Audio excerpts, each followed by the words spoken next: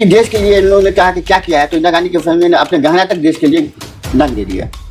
80 करोड़ आदमियों को आज भी अगर 5 किलो अनाज पे जीना पड़ रहा है तो फिर हम लोगों के लिए लानत है। देखिए, एक देश का जो खजाना था वो खत्म हो गया है।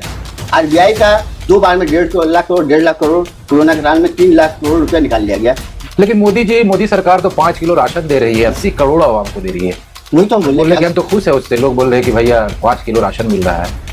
अब ये बताइए, 5 किलो राशन चाहिए या वो नौकरी चाहिए जिसका 50 किलो एक क्विंटल अनाज खरीद के आप भी खा सकते हैं, दूसरे को भी खिला सकते हैं। आदाब, नमस्कार, मैं हूं मुश्ताक खान और आप देख रहे हैं पैगाम टीवी और एचबी न्यूज। मुल्क में इलेक्शन हो रहे हैं, 4 राउंड हो चुके हैं, 5वें राउंड की तैयारी है।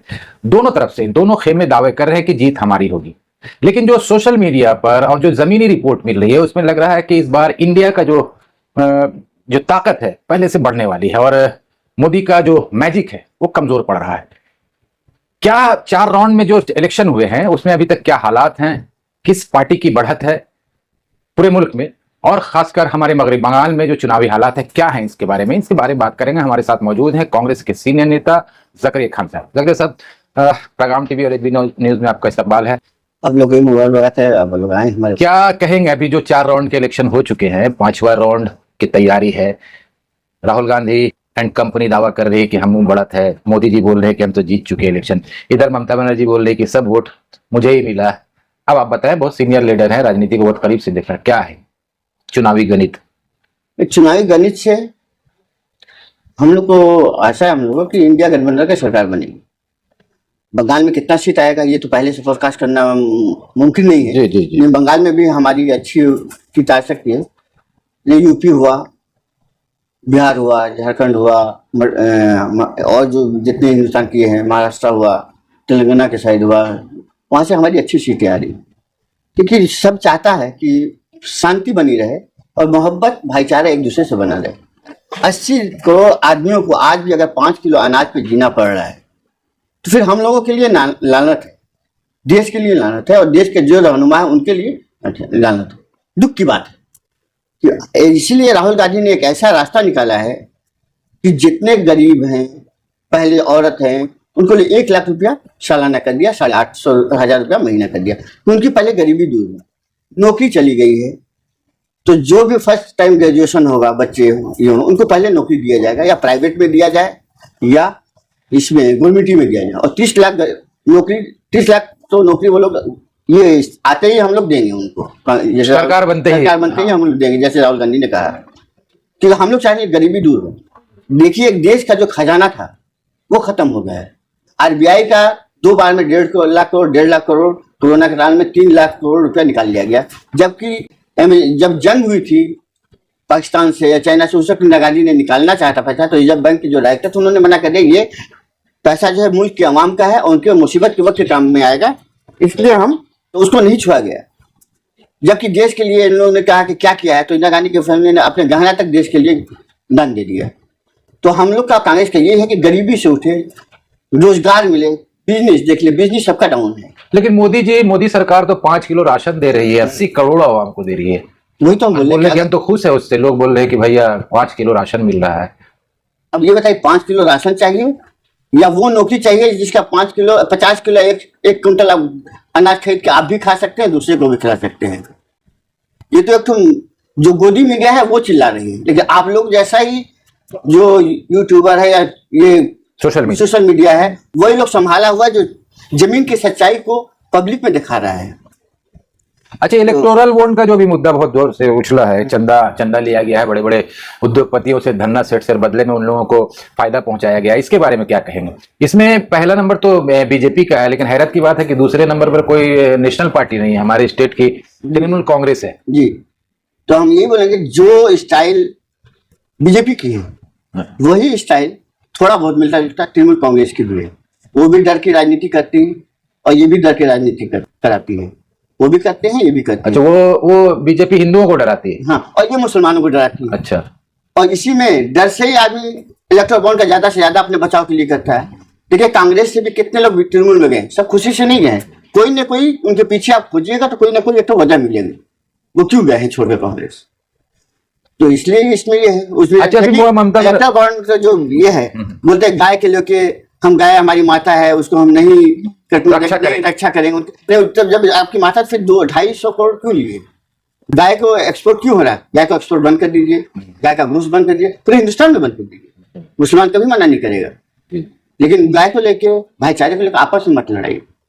जी, ममता बनर्जी और टीएमसी के तमाम नेता कभी इलेक्शन में, खासकर मुस्लिम इलाकों में जहाँ जाते हैं तो कहते हैं कि सीए एनआरसी हम किसी हाल में बंगाल में लागू होने नहीं देंगे। लेकिन जब यही पार्टी या उनके एमपी जब पार्लियामेंट में थे और ये सीए का कानून पास हो रहा था, 370 का कानून पास हो रहा था, 3 तलाक का कानून पास हो रहा था, तो ये लोग सब वॉकआउट कर जा रहे थे। और अभी सबसे ज्यादा ये लोग सीना ठोक ठक कर मुसलमानों को बोल रहे भैया अगर हम, तो ये तो खुद आप ही ने सवाल किया, आप ही ने जवाब दे दिया। नहीं तो मैं बोले इसमें कितनी सदाकत है, मैं जवाब 100% सदाकत है। लेकिन मुसलमान तो डर रहा है। आरटीआई डालिए, आपको पता चल जाएगा कि किस ट्रिपल तलाक हो, एनआरसी हो, सीए हो, किसी भी इन्होंने खिलाफ में वोटिंग नहीं दिया, कोई न कोई बहाना करके वॉकआउट कर गए। अगर ये लोग साथ में वोट दिए होते, खिलाफ में वोट दिए होते, तो न सीए पास होता, न एनआरसी पास होता, न ट्रिपल तलाक पास होता। तो ये मुंह में कुछ है, दिल में कुछ है। लेकिन इनका डर का फार्मूला तो कामयाब रहा है। 2021 का जो इलेक्शन हुआ है तो कांग्रेस 0, लेफ्ट 0, जहां जहां कांग्रेस का स्ट्रॉन्ग होल्ड था, मालदा, मुर्शिदाबाद, नॉर्थ दिनाजपुर, एक भी सीट नहीं है। तो डर का जो फार्मूला है कामयाब है। क्या इस बार भी वो डर का फार्मूला लोकसभा इलेक्शन में चलेगा इनका? नहीं, अभी पब्लिक को जाग गया है और डर का फार्मूला नहीं चलेगा। आदमी अपने होश हवास से वोट देगा। कोई डरना सिर्फ अल्लाह से चाहिए, भगवान से चाहिए, ईश्वर से चाहिए, और अपना मेहनत अपने दिमाग से, अपने सोच के अपना वोट देना चाहिए। क्योंकि देखिए, आपसे आपके औलाद भी पूछेंगे, आपके आने वाले नस्ल भी पूछेंगे। जब हिंदुस्तान गरीबी से जूझ रहा था, नौकरी नहीं मिल रही थी, बिजनेस डाउन हो गया था, तो आप किसके साथ खड़े थे? किस लोगों के साथ खड़े थे? जो हिंदुस्तान में रोजगार ला रहा था, गरीबी दूर करने की कोशिश कर रहा था, और जो हिंदुस्तान में भाईचारे का फिर न्यू बोल रहा था कि एक दूसरे के, हिंदू मुसलमान सिख ऐसा भाई बन के रहें, एकजुट हो रहा था।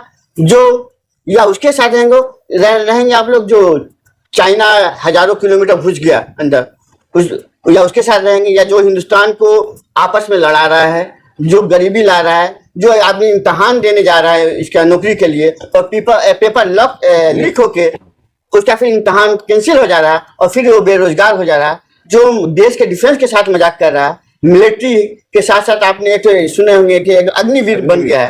अग्निवीर को 4 साल के लिए नौकरी रख रहा है, उसके बाद उसको रिटायर कर दे रहा है। न उसको दवाई का पैसा मिल रहा है, न पेंशन मिल रहा है, न उसको कैंटीन का खाने का ये मिल रहा है, ना उसको अपना ड्रेस बनाने का पैसा, फौजी का मर्यादा तक, यहाँ तक कि अगर अल्लाह न करे उसके साथ कोई जंग में हादसा हो जाए, कोई उसके साथ दुर्घटना ये हो जाए, देश के लिए वो कुर्बान हो जाए, अपना शहादत दे दे, तो उसको शहादत का दर्जा भी नहीं मिल रहा। तो क्या आप किसके साथ रिपब्लिक हिंदुस्तान की रहेगी? हिंदुस्तान की आवाम किसके साथ रहेगी?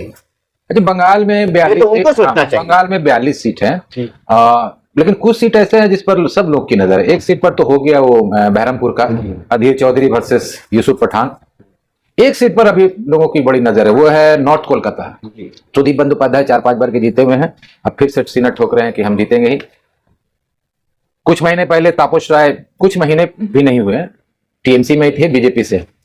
इन दोनों के बीच में कांग्रेस और सीपीएम ने प्रदीप भट्टाचार्य को उतारा है।